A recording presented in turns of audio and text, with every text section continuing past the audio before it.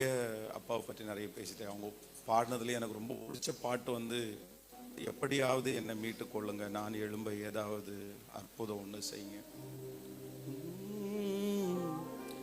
எப்படியாவது என்னை மீட்டு கொள்ளுங்க, நான் எழும்ப ஏதாவது அற்புதம் ஒன்று செய்யுங்க. எப்படியாவது என்னை மீட்டு கொள்ளுங்க, நான் எழும்ப ஏதாவது அற்புதம் ஒன்று செய்யுங்க. தினம் தோற்று போகும் வாழ்வு எனக்கு பிடிக்கல, பார்க்கும் உலகத்தை ஜெயிக்க என்னால் முடியல. தினம் தோற்று போகும் வாழ்வு எனக்கு பிடிக்கல, பார்க்கும் உலகத்தை ஜெயிக்க என்னால் முடியல. எப்படியாவது இயேசுவே,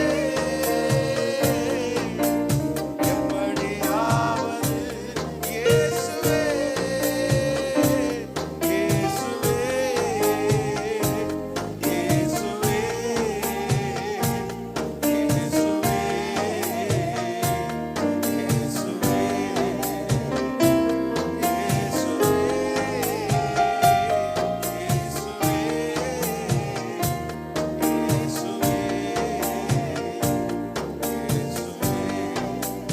நான் அழுதால் என் அழுதால் என்று கேட்பவன் நீதானே, தோள் வலிக்க என்னை இன்று வரை சுமந்து வந்தது நீதானே. நான் அழுதால் என் அழுதால் என்று கேட்பவன் நீதானே, தோள் வலிக்க என்னை இன்று வரை சுமந்து வந்தது நீதானே. நீ பிரியப்பட ஏதாவது நான் செய்யணும், நீ பிரியப்பட ஏதாவது நான் செய்யணும். இவன் சாதித்தான் என்று ஒரு சொல்ல என் கண்களை மூடணும்.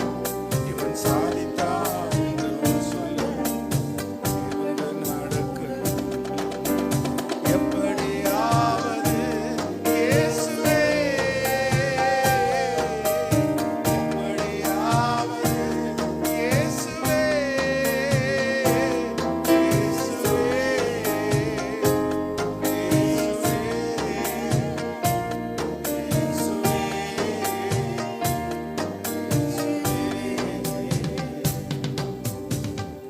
ஸோ உண்மையிலே இந்த வரி, இந்த பாட்டினுடைய இந்த கடைசி லைன் வந்து, இவன் இவன் சாதித்தான் என்று ஊர் சொல்ல என் கண்களை மூடணும்.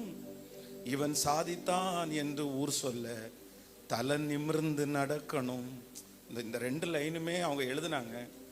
ஆனால் இந்த ரெண்டு லைன் தான் அவங்க வாழ்க்கை. ஸோ அவங்க வாழ்ந்துட்டாங்க. இதுலேருந்து இதை மறக்கவே முடியாது. ஏன்னா என்கிட்ட எப்போ வந்தாலும் நான் ஒரு ஃபெயிலியர் பாஸ்டர் அப்படின்வாங்க. சக்ஸஸ்ஃபுல் இவாஞ்சலிஸ்ட்டு, ஆனால் ஃபெயிலியர் பாஸ்டர் அப்படின்வாங்க. இல்லை ஏன்ப்பா இப்படி சொல்கிறீங்க அப்படின்னு கேட்டால், இல்லை பாஸ்டர், நான் வந்து சர்ச் மினிஸ்ட்ரி வந்து நான் கரெக்டாக பண்ணலை, ஆனால் இவாஞ்சலிஸ்ட் மினிஸ்ட்ரி நல்லா பண்ணினேன் அப்படின்வாங்க. ஆனால் உண்மையிலே அப்படி கிடையாது. உண்மையிலே அப்படி கிடையாது. அவங்க எப்பவும் திருப்தி அடைஞ்சதே இல்லை. அவங்களுடைய ஓட்டத்துலேயோ அவங்களுடைய மினிஸ்ட்ரியிலோ திருப்தி கடைசி நிமிஷம் வரைக்கும் பத்தலை பத்தலை பத்தலை, இன்னும் இன்னும் இன்னும். ஸோ உண்மையிலே அப்படிப்பட்ட ஒரு தகப்பனாரை நாங்கள் ரொம்ப மிஸ் பண்ணுறோம். அவங்கள மாதிரி ஒரு தகப்பனார் கிடைக்கவே